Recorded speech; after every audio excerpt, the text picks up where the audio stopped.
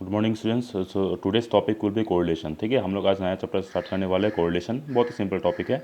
Okay, तो correlation क्या है पहले हम लोग समझ लेते हैं। The statistical tool which studies any relationship between two variables in A bivariate distribution is called correlation. तो आप लोग के लिए नया टर्म एक मिल गया, बाइवेरिएट। बाइवेरिएट का मतलब क्या है? बाइवेरिएट डिस्ट्रीब्यूशन का मतलब क्या है? A distribution in which each unit of the series assumes two values.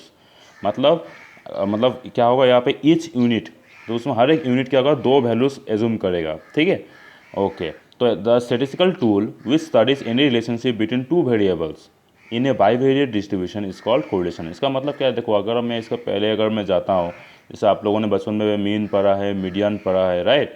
तो मीन का मतलब क्या है? इट इज़ द, पकड़ लो, एवरेज ऑफ द वैल्यूज़। अभी जो वैल्यूज़ जो रहेगा, सपोज आपका पकड़ लो, मैं आपका मार्क्स का मीन क्या है, तो उस टाइम पे हम लोग को सबका मार्क्स लेके, पकड़ लो, आपका सब सब्जेक्ट का मार्क्स लेके मीन निकालना है, राइट? अगर मैं पूछता हूँ आपका क्लास में पकड़ लो हाइट का मीन क्या होगा, एवरेज क्या होगा, तो उस टाइम पे आपका हाइट ही कंसिडर करना है। सबका हाइट मेज़र करने के बाद हम लोग को उसका एवरेज निकालना है। तो उसमें वेरिएबल जो है सिर्फ एक ही वैल्यू एज्यूम कर सकता है, वो है height. Okay, but if I want to study the relationship between the height and weight of your class, उस टाइम पे हाइट एक वेरिएबल का वैल्यू हो गया, वेट दूसरा हो गया, राइट? तो वो देखो उस टाइम पे क्या हो गया, दो अलग सा वेरिएबल हो गया, राइट? तो वो हो गया आपका बाइवेरिएट। ओके, सो तो उस टाइम पे हम लोग क्या कर सकते हैं? कोरिलेशन का हेल्प से हम लोग दो डिफरेंट टाइप्स ऑफ वेरिएबल्स का बीच में रिलेशनशिप हम लोग देख सकते हैं, क्या वो रिलेटेड है या नहीं है। तो इस टाइप का क्वेरीज, मतलब जो जहाँ पे दो या दो से ज़्यादा वेरिएबल्स को हम लोग स्टडी करते हैं, तो उसके लिए हम लोग क्या चाहिए? कौन सा स्टैटिस्टिकल टूल चाहिए? Correlation. Alright, okay. The statistical tool which studies any relationship between two variables in A bivariate distribution इसका कोरिलेशन। अभी कोरिलेशन बेसिकली हम लोग यहाँ पे बाइवेरिएट के लिए देखेंगे। Okay, now the techniques and methods used in measuring the closeness of the relationship between two variables is known as correlation analysis। जो हम लोग यहाँ पे टेक्निक्स व मेथड्स का जो यूज़ करेंगे ताकि हम लोग समझ सके जो दोनों वेरिएबल्स रिलेटेड है या नहीं है, व कितना रिलेटेड है, तो उस तो पार्टिकुलर टॉपिक को हम लोग क्या बोलते हैं? कोरिलेशन एनालिसिस बोलेंगे। ठीक है, एंड कोरिलेशन कोफिशिएंट क्या है? The correlation coefficient is a measure which summarizes in one figure the degree and directions of linear correlation between two variables। Okay, तो आप लोग को यहाँ पे एक नया वर्ड मिलकर लिनियर कोरिलेशन, हम लोग आएंगे लिनियर कोरिलेशन का मतलब क्या है।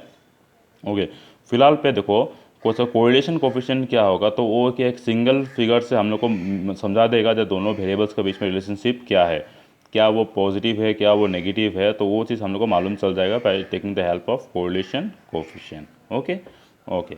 नाउ बाइवेरिएट डिस्ट्रीब्यूशन मैंने ऑलरेडी बोला हूँ क्या है। बाइवेरिएट डिस्ट्रीब्यूशन का मतलब क्या है?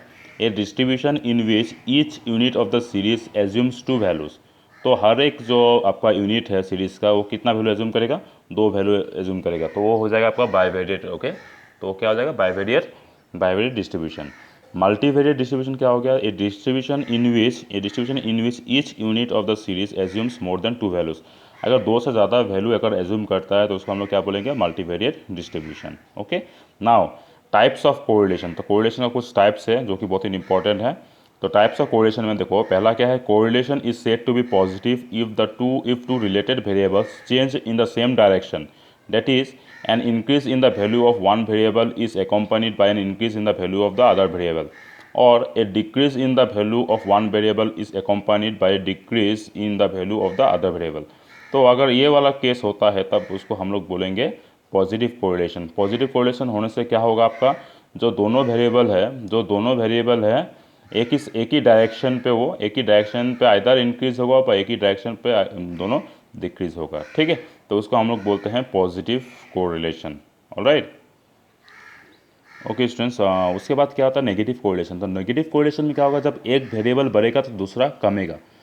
ठीक है, तो मतलब इनडायरेक्टली रिलेटेड रहेगा, तो एक बढ़ने से दूसरा कमेगा। तो एग्जांपल हम लोग लिखते हैं, देखो, rainfall and sale of umbrella. अभी आपको मालूम है बारिश जितना देगा हम लोग का अम्ब्रेला का यूज़ उसका सेल उतना ही बढ़ेगा। ठीक है ना? तो बारिश गिरने से हम लोग का अम्ब्रेला का सेल बढ़ेगा, तो दोनों एक ही डायरेक्शन पे बढ़ रहा है। तो बारिश ज़्यादा दे रहा है, अम्ब्रेला का सेल भी ज़्यादा हो रहा है, तो ये हो गया पॉजिटिव कोरिलेशन। नेगेटिव कोरिलेशन क्या हो गया? मैंने एग्जांपल दिया है, mobile use and academic performance.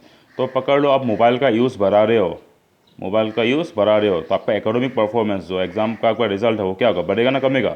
अगर आप अच्छे तरीके से यूज़ नहीं कर रहे हो, जनरली ज़्यादा मोबाइल यूज़ करने से क्या होता है, परफॉर्मेंस ख़राब होता है, तो वो क्या हो जाएगा, कम घटेगा।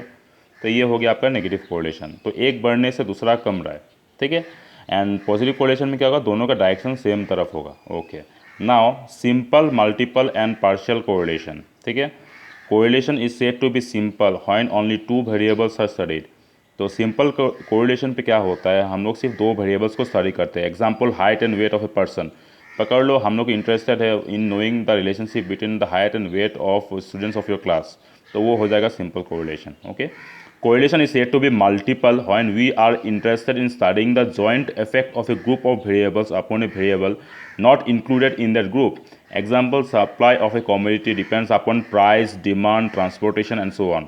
तो कोरिलेशन को हम लोग मल्टीपल कब बोलेंगे, कोरिलेशन को हम लोग मल्टीपल तब बोलेंगे अगर दो से ज़्यादा वेरिएबल रिलेटेड है, दो से ज़्यादा वेरिएबल रिलेटेड है उसके साथ, ठीक है।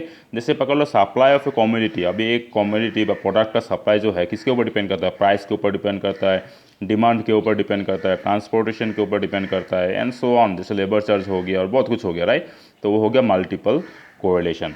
तो तीसरा हो गया आपका in partial correlation, we have more than two variables but consider only two variables to be influencing each other, the effect of other variables being kept constant. Example, we study the relationship between price and demand, the effect of supply being kept constant. तो partial correlation में क्या होगा, दो से ज़्यादा variable होगा लेकिन हम लोग कंसीडर पे ओनली दो वेरिएबल करेंगे एंड बाकी जो वेरिएबल्स होगा उसका इफेक्ट को हम लोग कांस्टेंट रख देंगे, ठीक है। जैसे अभी पकड़ लो in study the relationship between price and demand, the effect of supply being kept constant. तो सप्लाई का हम लोग टेंशन नहीं कर रहे, सिर्फ प्राइस एंड डिमांड के बारे में हम लोग सोच रहे हैं यहाँ पे, ठीक है। Okay fine. तो अभी देखो तीसरा हो गया आपका linear and non linear correlation. तो correlation is said to be linear if the amount of change in one variable tends to bear a constant ratio to the amount of change in the other variable. मतलब अगर पकड़ लो एक variable बढ़ रहा है तो दूसरा भी बढ़ेगा लेकिन एक पार्टिकुलर कांस्टेंट रेशियो पे बढ़ेगा, जैसे तैसे नहीं बढ़ेगा। जैसे यहाँ पे देखो आप x10 था, 20 हुआ, फिर 30 हुआ, फिर 40 हुआ। यहाँ पे जैसे देखो 2 से 4 आया, 6 हुआ, फिर 8 हुआ। ऐसा नहीं जो 2 हुआ फिर 10 हुआ फिर 7 फिर 3, उल्टा पुल्टा नहीं बढ़ेगा। तो एक पार्टिकुलर रेशियो में बढ़ेगा, किसमें, पार्टिकुलर रेशियो में अगर बढ़ता है the correlation said to be linear if the amount of change in one variable tends to bear a constant ratio to the amount of change in the other variable. तो दूसरा variable में भी change होगा लेकिन एक constant ratio पे होगा, ठीक है। तब वो क्या बन जाता है, लीनियर कोरिलेशन। ऑलराइट।